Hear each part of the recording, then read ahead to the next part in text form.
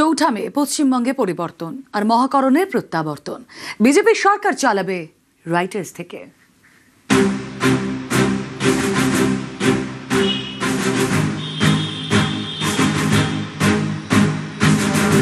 কয়েক বছর আগেও বাংলায় বিধানসভার ভোট মানেই ছিল লালবাড়ির লড়াই। এই হচ্ছে সেই লালবাড়ি, ব্রিটিশদের দেওয়া নাম রাইটার্স বিল্ডিং। মহাকরণ, লাল রঙের মহাকরণ।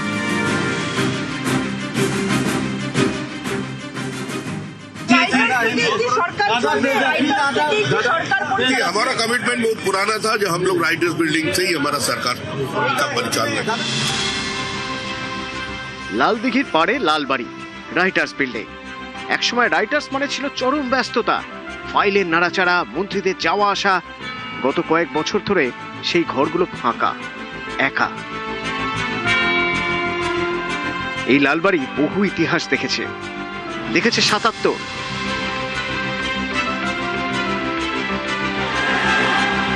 দেখেছে 2011 পরিবর্তনের ঝড়। 2013 সালে রাজ্য প্রশাসনের সদর দপ্তর মহাকরণ থেকে সরিয়ে নিয়ে যাওয়া হয় নবান্নে। এরপর থেকেই ধীরে ধীরে যেন ব্রাত্য হয়ে গিয়েছে এই বিরাট লালবাড়ি। একা একা দাঁড়িয়ে দেখেছে সময়কে বয়ে যেতে।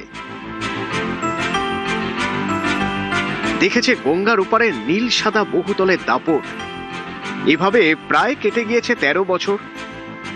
26-এ আরেকটা বিধানসভা ভোট। এবার ভোটে কি হবে, প্রত্যাবর্তন নাকি পরিবর্তন? উত্তর মিলল সোমবার।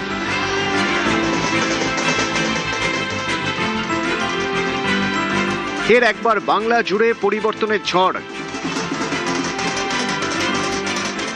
প্রত্যাবর্তনও হচ্ছে, তবে কোনো দলের নয়, মহাকরণের। বিজেপির আমলে রাজ্য সরকার চলবে এই মহাকরণ থেকে। हमारा कमिटमेंट बहुत पुराना था जो हम लोग राइटर्स बिल्डिंग से ही हमारा सरकार का परिचालन है। মহাকরণের যে তৃতীয় তল, এটি সিএম ব্লক বলে যেটি পরিচিত, সেখান থেকে তিনি সরকার চালাচ্ছিলেন। বিজেপির সরকার আসার পর মুখ্যমন্ত্রী সহ তার যারা মন্ত্রী পরিষদের সদস্যরা হবেন তারা পুনরায় মহাকরণে ফেরত আসবেন এবং এটি সেই সিএম ব্লক যেটা ছিল, যেখানে বুদ্ধদেব ভট্টাচার্য, মমতা বন্দ্যোপাধ্যায় তারা এর আগে মুখ্যমন্ত্রী হিসাবে দায়িত্বভার এখান থেকে সামলে গিয়েছিলেন। যদিও মহাকরণ সংস্কারের কাজের ক্ষেত্রে এখনো কিছু জায়গা বাকি রয়েছে, দ্রুততার সাথে সেই সংস্কার চলছে এবং পূর্ত দপ্তরের তরফ থেকে সেই কাজ দ্রুত শেষ করার ইঙ্গিত পাওয়া যাচ্ছে। চৌঠা মে পশ্চিমবঙ্গে পরিবর্তন, গেরুয়া ঝড়। সরকার করছে বিজেপি, ফিরছে লালবাড়ি।